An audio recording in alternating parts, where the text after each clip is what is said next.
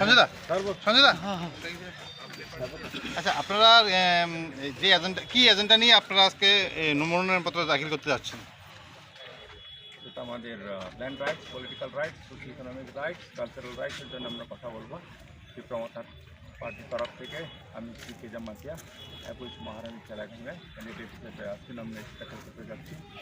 আর 23 councillor MI constituency candidate হিসেবে কমল ফুল nomination দাখিল করতে যাচ্ছি।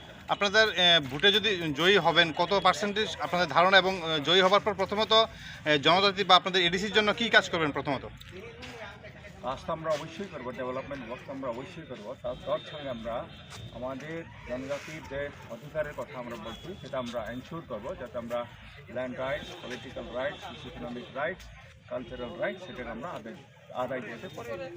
জয়ের প্রতি আপনাদের কতটুকু ধারণা, কতটুকু 100% আমাদের আস্থা আছে, বিশ্বাস আছে, আমরা থ্যাংক ইউ।